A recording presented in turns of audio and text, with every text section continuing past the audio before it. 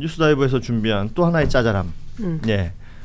보통 그 선거가 끝나고 나면 이제 승자의 상황은 계속 따라가면서 보죠. 분석을 하죠. 지금 이재명 대통령 상황을 많이 보고 있는데 그러면 패자는 지금 뭘 하고 있을까?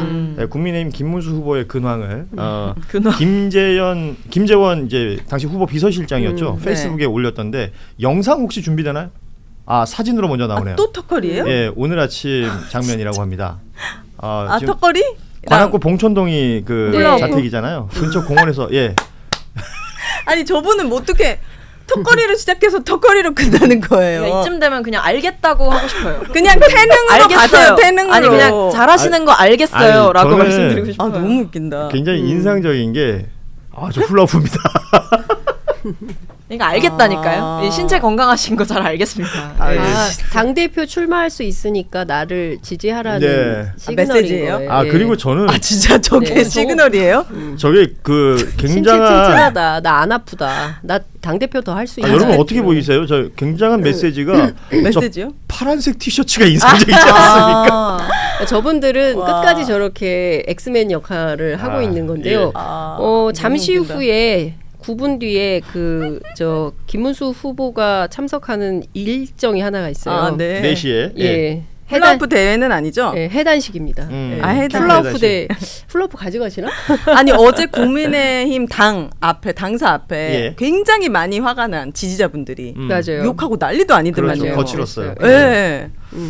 아무튼 김문수 후보의 근황이 궁금하실까 싶어 영상을 준비해봤. 이건 김재원 실장이 자신의 페이스북에 올렸는데 열혈 청년 김문수라고 제목을 달아놨어요. 열혈 큰 웃음 주시네요. 큰 웃음 주시고. 아무튼 뭐 말을 아끼겠습니다. 웃으면서 한번 볼 수 있는 근데 장면이 또 화나요. 저런 사람이 41%가 나온다는 것도 또 굉장히 근데 지금 화가 제일 나네요. 저걸 보고 제일 화나실 분들은 저는 보수 유권자들이시지 않을까.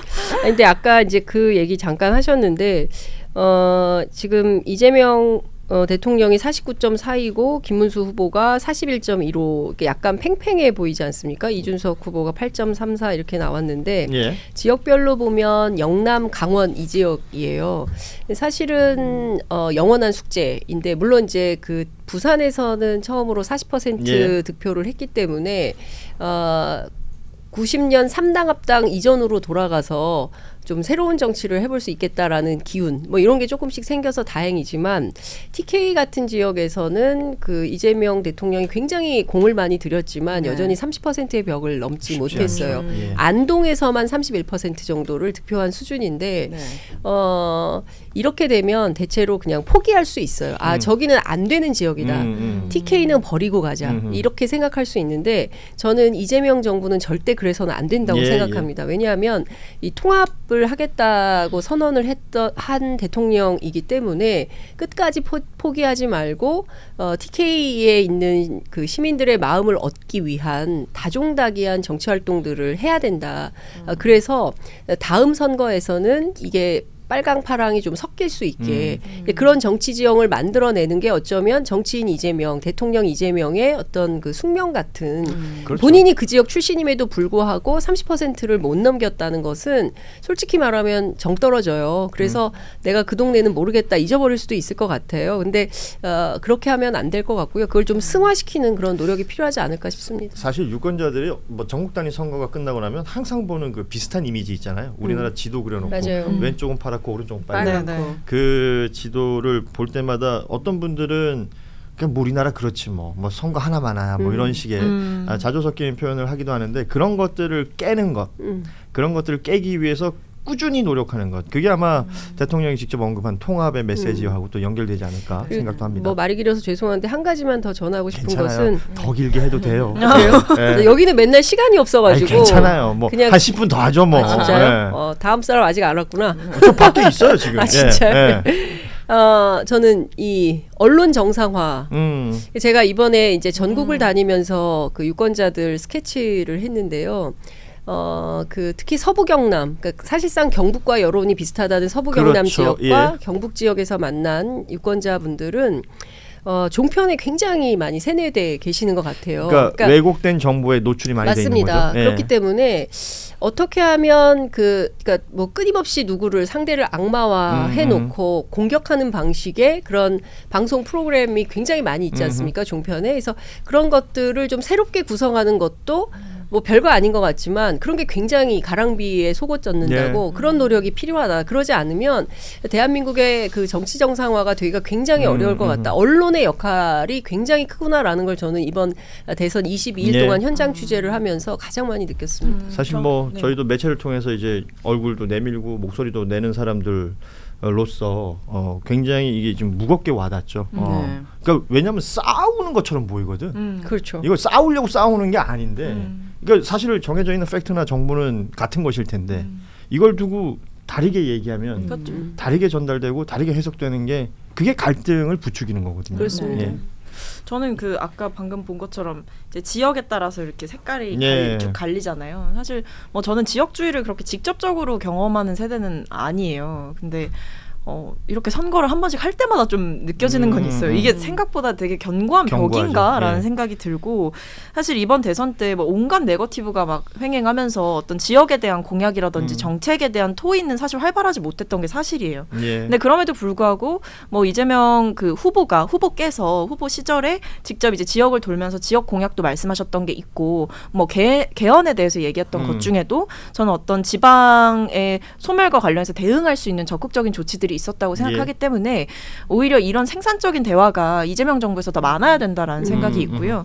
방금 보신 그런 색깔들이 제 개인적인 바람은 이 국정 지지율에 대해서 이제 앞으로 계속 평가를 하지 않습니까? 그렇죠. 이제 정부가 들어섰기 때문에 그때마다 저런 색의 경계가 좀 사라지길 바라는 마음으로 옅어지고 사라지길 바라는 마음이 드네요. 저는 서울에서도 사실 민주당이 되게 크게 이긴 게 아니잖아요. 사실 진보 정권이 들어서면은 다 퍼준다, 약자들한테 다 퍼주고 내 세금 다 낭비된다, 막 이런 프레임을 씌웠단 말이에요. 그래서 더 가난해진다, 돈 많은 사람들한테 손해다.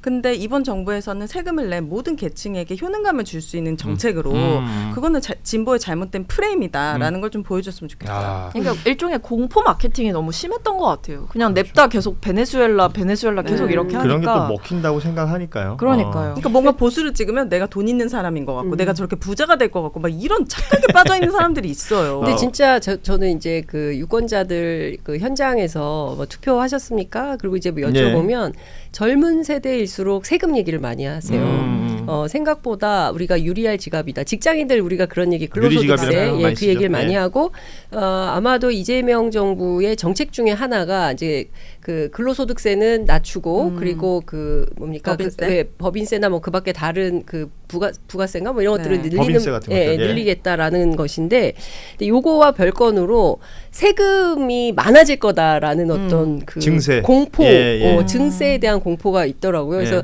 그게 어디에 어떻게 쓰이는지 구체적으로 잘 설명해주는 이제 그런 게 필요한데 막 묻지마 공격을 폭격을 하니까 이제 그런 프로그램이 방송에 다수가 되지 않습니까? 그렇죠. 그러니까 그런 게 참 문제적 상황일 수도 있겠다라는 생각이 좀 그런 내용들이 포퓰리즘이라는 단어로 이렇게 섞여버리면서 비판의 주요 포인트로 삼는 경우들이 있는데 결과적으로 뭐 윤혜 씨가 얘기했지만 효능감이라는 것을 국민들이 어떻게 한번 경험하느냐 이 이후 상황들이 또 중요할 것으로 보이는데 댓글에 지금 오윤혜 씨를 차기 대변인으로 인정. 그런 글 하나도 없거든요. 있었어요. 저는 그냥 방송이 제일 좋습니다. 억지로라도 찾아서 있는 걸로 해야지 지금. 의도가 있어 보이시는데. 지금 뭐 사실 저희가 일부 준비된 시간은 거의 다 됐습니다만 짧게 요 얘기 정도만 좀 더 해보도록 하겠습니다. 벌써 끝났어요? 그러니까 이 집은 짧아가지고 이제는 여야가 나누어진 그 국회 상황을 좀 볼 필요도 있겠죠. 그러니까 대통령과 정부가 꾸려져서 해야 할 일들이 있을 것이고 국회에서 해야 할 일들이 있을 텐데 그럼요. 민주당은 굉장히 속도를 내는 모양새입니다. 일단 내일 6월 5일 목요일에 본회의를 통해서 소위 말하는 3특검법 내란 최상병 그리고 김건희 관련된 특검법 3가지를 처리하겠다라고 얘기를 했고 뭐 이건 지금 어찌 보면 좀 예정된 수순으로 진행되는 것 같은데 사실 이건 예견됐던 거예요. 근데 이제 상대에서는 국민의힘 입장에서는 이제 당연히 또 정치 보복 아니냐 뭐 이런 식의 프레임을 들고 나올 거 아니에요. 근데 이게 하나하나 따져보면 이걸 하는 게 왜 정치 보복이냐는 거죠. 그러니까 본인들이 잘못한 게 없으면 이거는 보복되는 게 아니거든요. 그러니까 연관이 없으면 괜찮은 거예요. 예. 근데 내란 특검법도 당연히 해야 되는 거고 최상병 그 사망 사건 관련해서 이 특검의 필요성은 너무 늦었죠, 사실. 지금 시기도. 그리고 과거에 원래 국민의힘에서 최상병 특검법 한다고 했던 거 아닙니까? 네. 근데 뭐 제3자 추천안 하겠다 했다가 뭐 지도새도 모르게 그냥 끝나버리고. 그러니까 김건희 특검법 같은 경우에도 이걸 지금 와서 안 받는다고 할 이유가 있습니까? 없는 거죠. 그러니까 공범이 아니고서야 혹은 내담자나 연루자가 아니고서야 이걸 거부할 명분이 뭐냐는 거죠. 특검을 거부하는 자가 범인이다. 다시 한번 말씀드리겠습니다. 네. 이 문장은 누가 만든 문장이에요? 윤석열이요. 예, 굉장히 명문장이에요. 정말 명문입니다. 네. 자, 우리 박성민 최고는 지금 다음 일정이 있어서 4시에 네. 일어나셔야 된다고요. 네. 예. 저희는 10분 더 할까요? 예, 일어나시고 밖에 계신 분들 10분 더 기다릴 수 있죠. 예. 밖에 있는 분들도 좀 바쁜 변호사들인데. 네. 보통 저희를 뭐. 먼저 내보내시는 경우가 흔해서 제가 오늘 10분 더 하는 걸 예상을 못했습니다. 네. 수고 많으셨습니다. 네, 감사합니다. 아니 그럼 우리도 가지 마요. 이것만 네. 좀 해주고 가요. 네. 물어볼 게 있다니까. 물어보세요. 저 사람 가는데 왜 우리는 10분 더 합시다. 지금 네네네네. 후보들마다의 득표율이 상징하는 것들이 있잖아요. 네. 그래서 어제 선거를 치르는 동안도 그 얘기 많이 했었고 앞서 이준석 후보 얘기를 잠시 했기 때문에 두 자릿수 10% 네. 이 얘기를 했었고 그러면 뭐 선거비 보전 절반 이걸 주요하게 얘기했었는데 결국은 이제 8%대 득표로 마무리가 됐고 네. 그러니까 뭐 보수 재개편, 뭐 국민의힘하고 어떤 식으로 이제 그 안에서 뭐 무슨 일이 벌어질 거냐 이제 많은 얘기들을 하는데 이준석이라는 정치인 그리고 개혁신당이라는 정당 이들의 앞날에 대해서는 어떻게 좀 예상을 하시는지요? 그 밝지 않다고 생각해요. 왜냐하면 일단 그 이준석이라는 그러니까 뭐 미래에 투자하세요 막 이런 주장을 예. 했지만 그의 한계가 얼마나 명확한지가 투표로 확인이 됐어요. 이대남은 지지하지만 이대녀들은 절대 지지하지 않고 있고. 예, 왜냐하면 이거는 저기 본투표의 연령별 투표율 자체는 6개월이 지나야지 우리가 확인할 수 있는데 출구조사 내용으로는 확인이 가능하고 출구조사로만 보면 20대 남성에서는 주요 후보 세 후보 중에서 가장 높은 득표율을 네. 기록한 게 맞아요. 그런데 또 20대 여성에게는 완전히 반대가 되는 상황이기도 예. 합니다. 30대 예. 남자에게도 제법 별로, 높은. 네. 아니요, 별로 안 높았어요. 그 30대 중간 뭐 그러니까 지금 다른 연령대가 워낙 낮았기 때문에 상대적으로는 젊은 남성들에게 표를 더 얻은 걸로 이준석 후보는 해석이 가능할 것 같아요. 네. 예. 근데 현장을 다녀보면 실제로 20대, 30대 그 젊은 남성들이 이준석 후보를 지지한다고 얘기하는 사람들이 많이 있었습니다. 제가 현장에서 유권자들을 만났을 때. 근데 이제 구체적으로 물어보면 어떤 정책인지는 잘 몰라요. 그냥 이준석이라는 젊음의 상징이 우리를 위해서 무슨 역할을 해줄 거야라는 막연한 기대가 있을 뿐이더라고요. 그래서 구체적인 어떤 정책을 지지하시냐라고 물어보면 그건 잘 모르겠다 이렇게 답변하는 경우가 상당히 많이 있었는데 일단 중요한 건 지난 3차 토론에서의 언어 성폭력 때문에 이 후폭풍은 상당히 오래갑니다. 이준석 후보가 선거에 출마할 때마다 꼬리표처럼 그거는 되겠죠. 따라다닙니다. 그럴 수밖에 없어요. 자신의 정치 인생에서 가장 큰 걸림돌이 될 문제적 발언을 스스로 한 것이기 때문에 그러면 이 사람이 그 8%짜리 정치인으로는 절대로 선거에서는 이길 수는 없어요. 예. 8%의 대표가 될 수는 있어도 뭐 이대남 소수 이대남의 대표가 될 수는 있어도 전체 다수 국민을 대표하는 리더로 뽑히기에는 굉장히 한계가 많은 정치인이다. 예. 확장력이 없다라는 게 확인이 됐고 또 하나는 개혁신당에서 이준석 후보와 함께 일하던 정치인들이 대체로 다 그만뒀습니다. 그러니까 배지가 있는 2명 천하람, 이주영 예. 두 사람을 제외한 나머지는 다 그만뒀기 때문에 뭐 대표적으로 사실상 허은하 전 대표, 김영남 전 의원 뭐 모두 다 민주당으로 옮겨갔으니까요. 그렇습니다. 예. 그러니까 사실상 개혁신당은 이준석 당이에요. 예, 그렇기 때문에 이준석 당으로 당장 선거비 보전도 한 푼도 못 받은 그렇죠. 가운데 한 30억 정도 네. 돈을 썼다는데 뭐 개인 돈으로 뭐 채워넣고 뭐 어쩌고 한다고 하더라도 그러면 다음 내년 지방선거를 뛸 수 있는 미천이 있는 것이냐 이거 상당히 어렵기 때문에 돌파 자체가 쉽지 않습니다. 그래서 본인의 생존을 위해서라도 보수 재편이 필요한 상황인데 그러면 국민의힘에서 이준석까지 문을 열고 같이 판을 짤 거냐 이제 그러려면 친한계가 상당히 그 호응을 해줘야 되는데 지금 친한계는 친윤계 다 물러가라는 거지 않습니까? 자신들의 그 내부 집안 싸움도 지금 머리 터지게 생긴 상황이에요. 그래서 거기서 이준석까지 가려면 너무 멀기 때문에 제 생각에는 오늘부터 내년 지방선거까지 대한민국 소위 보수 정당이라고 하는 이제 극우 보수 뭐 이렇게 갈라질 것 같은데 상당히 오랜 시간 갈등하고 혼전을 면치 못할 것이다 생각합니다. 곤란한 시간을 보낼 것이다. 저는 이준석 후보가 10%를 설사 넘었다고 하더라도 정치인으로서 생명은 전 다했다고 봅니다. 최근 불러 일으켜진 뭐 20대 성접대를 받았다. 그리고 체납해서 뭐 집까지 압류된 기록들이 있다. 이런 것들은 공직자로서 기본 소양 자체가 안 됐기 때문에 본인이 지금 성인지 질문할 자격이나 됩니까? 그리고 뭐 명태균과 뭐 홍미아에 뭘 심었다. 그렇게 무성무성 난리치면서 비판하더니 본인이 한 짓을 그러면서 저는 정치인으로서는 비전이 없고 그리고 청년에게도 굉장히 해악을 끼치기 때문에 앞으로 나이만 젊은 정치인을 청년 정치인이라고 안 불렀으면 좋겠어요. 네.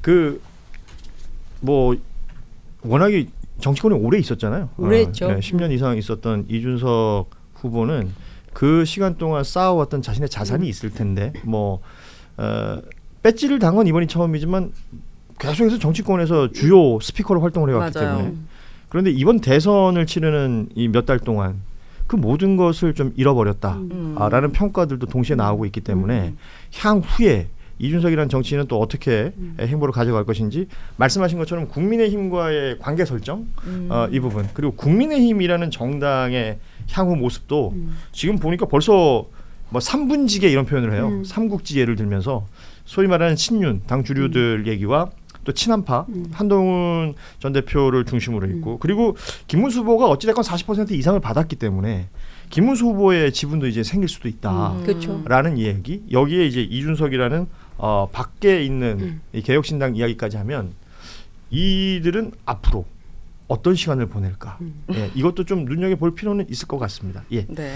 자 1부 지금 장윤선 기자가 지금 계속 엉덩이에 들썩거려요. 빨리 가고 싶은데 네. 아니 그게 아니라 너무 숨차요 이 프로그램은. 그래요? 막 빨리 하고 빠져야 될 것 같아. 이게 좀 시간이 있으면 예. 넉넉하게 이거저거 얘기를 하겠는데 막 빠바바박 얘기하고 빨리 가야 돼. 30분밖에 시간이 없으니까. 좀 더 천천히 듣고 싶은 이야기가 있다면 장윤선의 취재 편의점을 여러분 많이 응원해 주시기 바랍니다. 야 이렇게 훌륭한 앵커가 있다니 너무 감사합니다. 예. 구독도 좀 같이 해주시면 너무 감사할 것 같습니다.